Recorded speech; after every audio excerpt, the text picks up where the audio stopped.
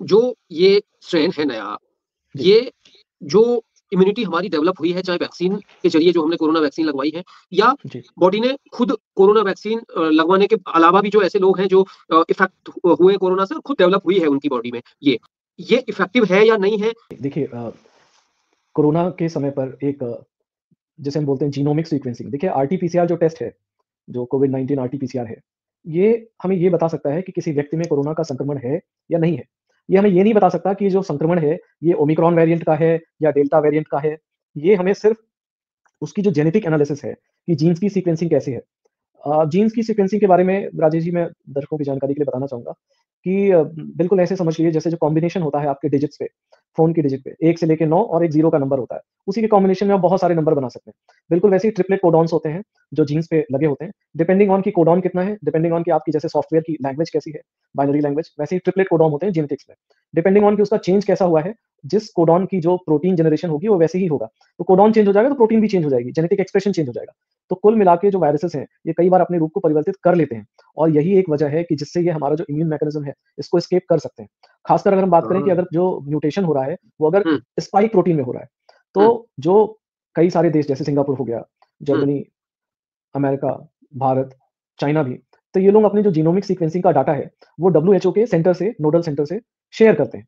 फिर डब्ल्यूएचओ ये देखता है कि जो वेरिएंट है, जो वायरस आइसोलेट हुआ है, इस वायरस के अंदर जो पहले से मौजूद एंटीबॉडीज़ हैं ह्यूमन बॉडी में, वो कितनी इफेक्टिव है।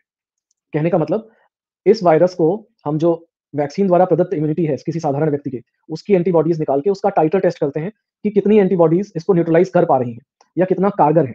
अगर ये कारगर क्षमता एंटीबॉडीज़ की कम हो जाती है इस वायरस के प्रति, तो हमें मानना चाहिए कि हाँ, ये वायरस जो है खतरनाक है, पहले से ज़्यादा डेंजरस है क्योंकि जो इम्यूनिटी है, उसको ये हुँ, चकमा दे पा रहा है, एंटीबॉडीज़ इस पे असर नहीं कर रही हैं।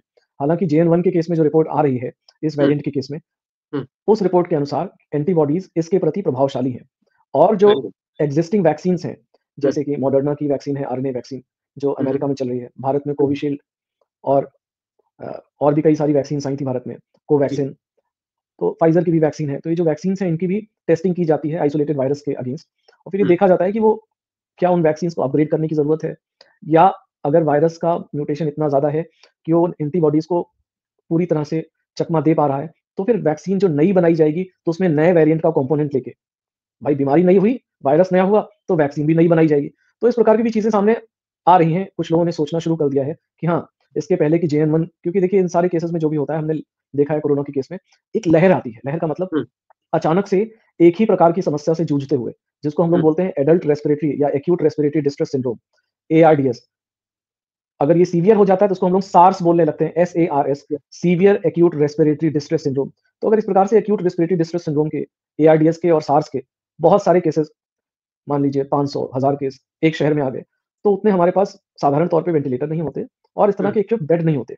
यही एक बड़ी वजह रही है कि कोरोना में मोर्टेलिटी बहुत ज़्यादा हुई। तो ये वेरिएंट भी कई-कई बार अगर चेंज होके आते हैं, तो इस तरह से दोबारा वेव को बना सकते हैं।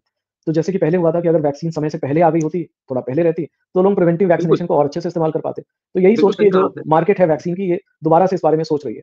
हालाँकि JN1 के केस में मुझे नहीं लगता कि हमें बहुत ज़्यादा परेशान होने की आवश्यकता है।